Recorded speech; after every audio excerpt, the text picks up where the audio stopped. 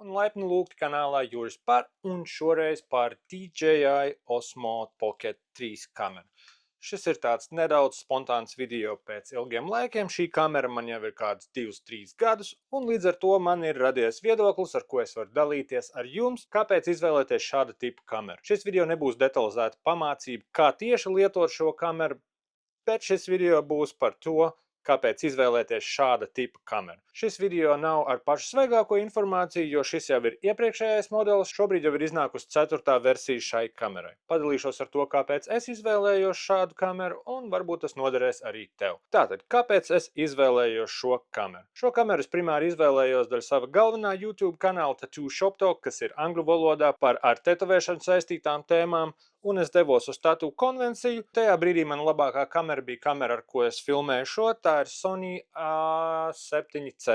Un salīdzinoši tā ir lielāka kamera un arī uzkrītošāka kamera. Šo kameru daudz vieglāk ielikt, piemēram, vēdersomiņā vai kabatā, un to ir vienkārši un ātri lietot. Dodoties uz tetovēšanas konvenciju vai jebkurā publiskā vietā, tiklīdz tu izvelc lielāku kameru, cilvēki to pamana, un daudz mēdz būt daudz kūtrāk.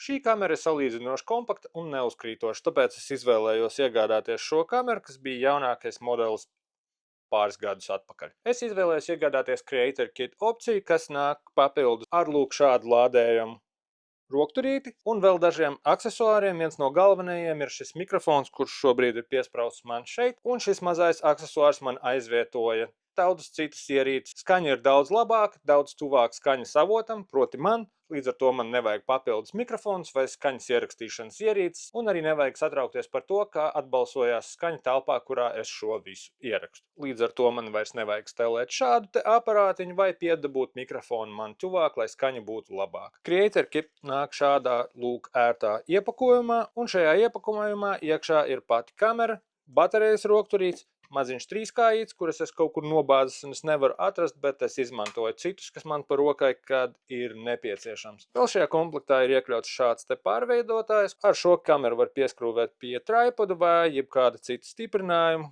kuram ir šāda vītne. Protams, lādēšanas vads un šāds te ietvers, kurā turēt pašu kameru, un šeit iekšā magnētiski iestiprinās šāda maza lēca, kas stiprinās uz kameru, un tā padara filmēšanas leņķi platāku. No papildus aksesuāriem es iegādājos šādu ND filtru komplektu, no kuriem viens dzīvo šajā ietverā, un tas magnētiski stiprinās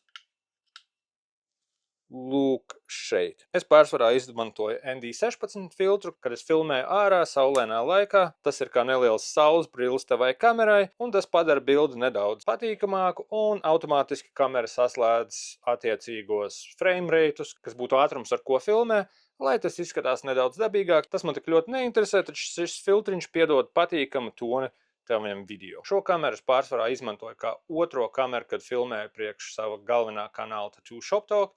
Primārā kamera ir šī Sony kamera, un šo kameru es turu sānā. Tā ieraksta papildus leņķi manam ģīmim un ieraksta arī skaņu. Creator Kit komplektā nāk arī šis mikrofons. Šobrīd kamera ir izslēgta, taču šim mikrofonam ir opcija ierakstīt skaņu pašā mikrofonā, un tā ir arī labākas kvalitātes skaņa, kur tu vari izmantot kā backup, ja to ierakst, vai šajā gadījumā šī ir mana galvenā skaņas ierakstīšanas ierīce. Pēc tam, kad es rediģēšu video, es savilkšu to kopā ar bildi, un šis video skanēs brīnišķīgi. Šādi šis video skan tikai ar mikrofonu uz kameras, un šādi tas skan ar audio no šā mikrofona. Vēl es šo kameru izmantoju, kad es dodos ārpus mājas ar ģimeni vai pat mājās, kā nelielu ģimenes vlogu kameru. Lietot to ir diezgan vienkārši. Pat mans 6 vai 7 gadus vecais dēls tajā brīdī, kad viņš paņēma šo kameru, viņš bez jebkādām pamācībām, atskaitot to, ka viņš ir redzējis, kā citi lietot to YouTube, viņš mācēja apieties ar šo kameru. Tā kā izmantot to nav nekas sarežģīts. Pāris funkcijas, kuras izmantoju pašā kamerā, darbojās ļoti vienkārši. Pagriez ekrānu, un kamera ieslēdzās un nostabilizējās. Es šo kameru iestatīju tā, ka kamera atcerās, kurā virzienā lēca bija pēdējo reizi, un līdz ar to katru reizi, kad to ieslēdzot, tā nostājās tajā pašā pozīcijā. Šobrīd tā ir tēmēta uz mani. Iegādājoties trešo modeli, es ieteiktu uzreiz pārbaudīt, vai nevajag atjaunināt programmatūru. Atjauninot programmatūru, pāris gadus atpakaļ tai uzradās vēl pāris labas iespējas, viena no kurām ir filmēt log formātā, kas ir nedaudz, vienkārši sakot, blāvāks formāts, bet editējot video tev ir iespēja vairāk piedzīt krāsas. Gan tumšās, gan gaišās krāsas ir vairāk saglabāts, un ar šo atjauninājumu tev ir lielākas iespējas piedzīt video tam, kā tu to vēlies. Var filmēt pats sevi, 3 reizes uzspiežot lielo pogu, kamera apgriežās un var filmēt to, kas ir priekšā. Diezgan vienkārši. Kustini lielo pogu un kamera griežās, kur tu to vēlies. Ar kameru apieties ir diezgan vienkārši.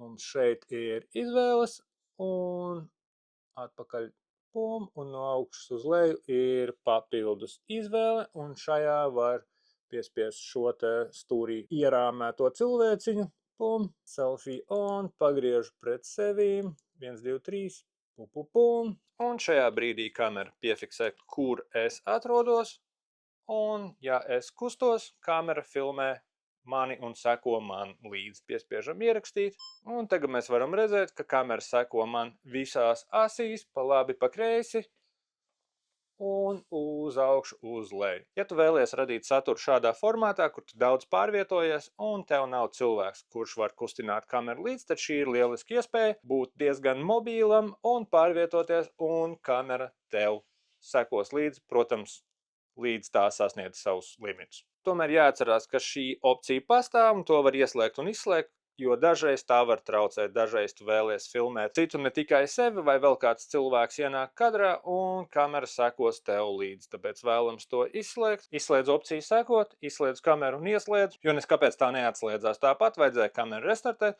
un tagad es varu pārvietoties pa kadrējumu un kamera man neseko. Protams, galvenais pārdošanas punkts šai kamerai ir tas, ka tā ir ļoti stabila. Šī ir šī mazā kamera uz gimboliņa, kur tu vari kustināt, un bilde paliks salīdzinoši taisna. Protams, nevajag testēt tās limitus. Salīdzinot ar daudzām kamerām, šī ir daudz stabilāka. Šo kameru es iegādājos vietējā internetu veikalā, un aksesuārus tai es iegādājos Vācu Amazon. Vācu Amazon, piemēram, sūtot uz Dāniju, virs 39 eiro ir bezmaksas pasts, un pārējos aksesuārus es pasūtīju no Amazon. Pārējie aksesuāri būtu šie ND filtriņi un šis mazais mikrofoniņš. Jo es gribēju vēl vienu mikrofonu, un man jau bija lielais mikrofons, kas var ierakstīt skaņu un saglabāt pašā mikrofonā. Es gribēju vēl vienu papildus mikrofoniņu, un es izvēlējos šādu mazāku versiju. Kad es filmēju video priekš tetovēšanas kanālu, es vēlējos mazāku mikrofonu, kas ir mazāk uzkrītošs. Salīdzinoši tas ir apmēram uz pusi mazāks.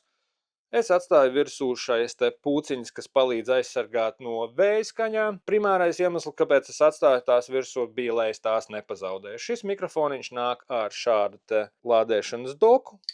Pum, magnētiski tas iestiprinās. Arī uz pašu mikrofoniņu ir magnētiņš un klipsīts. Arī šis mikrofons pie manis piestiprināts ar magnētiņu. Un šis mikrofons nāca šādā lūk jaukā iepakojumā, kam līdzi arī nāca lādēšanas vadiņš. Es esmu aizlīmējis DJI logo, tāpēc, ka neuzskatu par vajadzīgu, ka tam tur ir jābūt. Vienkārši ar melno izolācijas lenti aizlīmēju logo ciet. Un šai kamerai var pievienot divus mikrofonus. Ja es filmēju sevi un vēl kādu cilvēku, es varu uzlikt gan sev, gan otram cilvēkam mikrofonu. Tie savienojās ar kameru un ļoti labi skaņa ierakstās no abiem cilvēkiem. Šobrīd var redzēt, kad es runāju, augšā ir zaļā skaņas līnija. Tas būtu šis mikrofons, kurš jau ir automātiski savienojies. Pirmajā reizē tos vajag sajūgt ar kameru. Un katru nākamo reizi, kad tu tos ieslēdz, tie savienojās automātiski. Sajūgtos kopā nav nekas sarežģīts.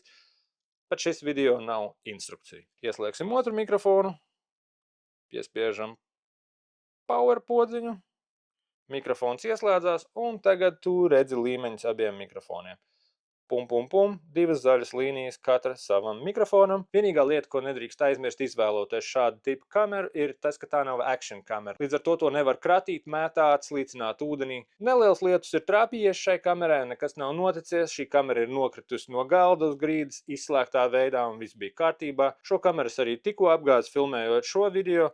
Un pagaidām tā ir izdzīvojusi. Acīm redzot, šeit ir daudz mazas un kustīgas detaļas, ar kurām ir jābūt daudz uzmanīgākam. Šis bija neliels spontāns video par šādu tipu kameru. Vēlos lēnā garā atdzīvināt šo kanālu, tāpēc uztaisīju šo video. Šoreiz par DJI Osmo 3, par šāda tipa kameru. Šobrīd jau ir iznākusi 4. versija un Pro versija šai kamerai. Vienīgais iemesls, kāpēc šobrīd izvēlēties 3. modeli, nevis 4. būtu cena, jo visdrīzāk daudz vēlēsies iegādāties jaunāko modeli. Līdz ar to vecākiem modeļiem modeļiem cena varētu kristies, vai cilvēki, kuriem ir trešais modelis un tie vēlas iegādāties jauno modeli, iespējams šie cilvēki mēģinās notirgot šīs kameras lietotas, un tad cena varētu būt daudz draudzīgāka. Un neliels sīkums, ko paturēt prātā, lasot par šīm kamerām Facebook grupās, jaunajiem modeļiem salīdzinoši ir daudz vairāk problēmas. Līdz ar to trešais modelis ir stabilāks. Taču, ja finanses atļauj, protams, saprātīgāk būtu izvēlēties jauno modeli. Tā vai savādāk, protams, jaunais modelis būs labāks, un tam būs labākas iespējas un ilgāks mūžs. Taču šis video ir par to, kāpēc izvēlēties šāda tipa kameru. Kāpēc to izvēlēties? Pati kamera par sevīm ir viegli lietojama, ērti uzglabājama, viegli ielikt šo šajā ietvariņā, ja tu vēlies to iemest kabatā vai kādā somā. Kamera ir viegli un ātri ieslēgt, bilde ir stabila, un priekš manīm galvenais bija šie mikrofoniņi un kā tie uzlabo skaņu. Es esmu izmantojis šo kameru pāris intervijās ar tetovētājiem, un telpās, kur ir daudz fona trokšņi, šie mikrofoniņi bija īsts glābējs. Es primāri veidoju saturu priekš YouTube un filmēju horizontāli. Šai kamerai pastāv iespēja filmēt arī vertikāli, taču tad samazinās izšķirtspēju no 4K uz 2,7K. Protams, pastāv arī iespēja šo video vienkārši pagriezt sāniski un filmēt sāniski, un šajā gadījumā izšķirtspēja saglabājās kā 4K.